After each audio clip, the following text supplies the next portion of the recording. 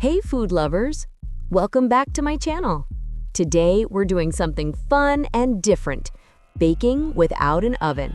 That's right, we'll bake using only a pan. No fancy equipment, no oven, just creativity and a challenge. By the end of this video, you'll know exactly how to make delicious baked-style treats using only your stovetop pan. So if you've ever said, I can't bake because I don't have an oven, this video is for you. Let's get started. Now, you might wonder, why even try baking without an oven? Well, many people don't own ovens, or sometimes the oven is broken. Or maybe you're traveling and just have basic kitchen tools. But here's the fun part. You can still make cakes, breads, and cookies right in a pan. This challenge proves that baking isn't about the tools, it's about the technique. And honestly, the results might surprise you. Before we start, let's gather everything. You'll need a non-stick deep pan with a lid, a trivet or stand to avoid direct burning, a mixing bowl and whisk, basic measuring cups and spoons, and of course, your ingredients. That's it. Super simple, no fancy gadgets needed. This setup turns your pan into a mini oven. Okay, quick challenge for you guys before we start mixing. I want you to try baking something without an oven this week. It could be a cake, cookies, or even banana bread in a pan.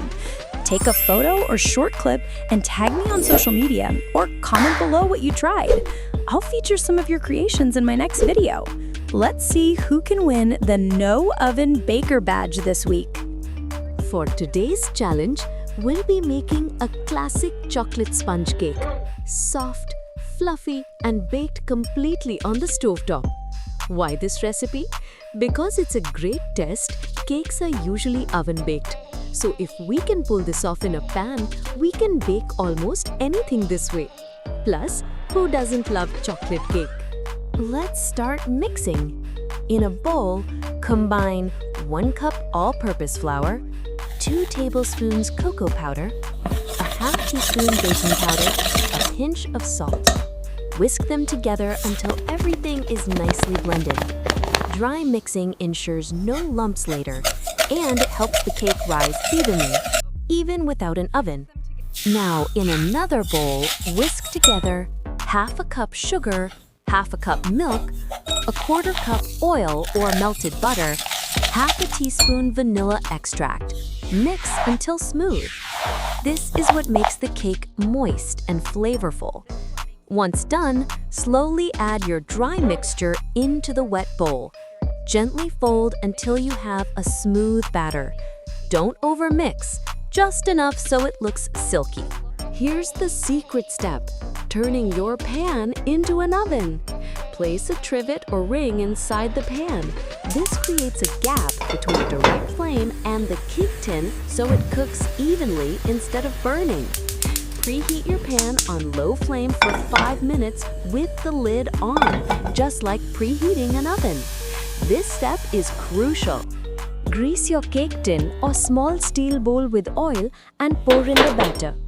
Tap gently to remove air bubbles. Place it carefully inside the preheated pan, cover with the lid, and let it bake on the lowest flame. The steam inside will mimic oven heat, slowly cooking the cake to perfection. Now comes the patience part. Bake for around 35 to 40 minutes on low flame. Don't open the lid too often.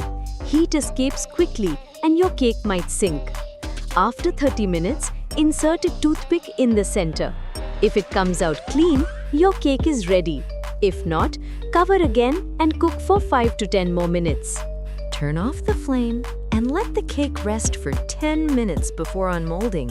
It helps prevent breakage.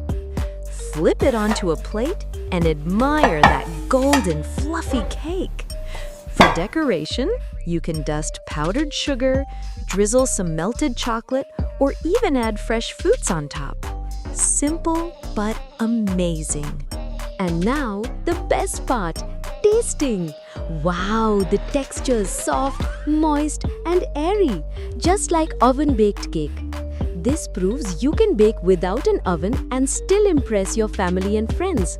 If you enjoyed this challenge, hit that like button, subscribe for more fun kitchen hacks, and share this with someone who says they can't bake without an oven.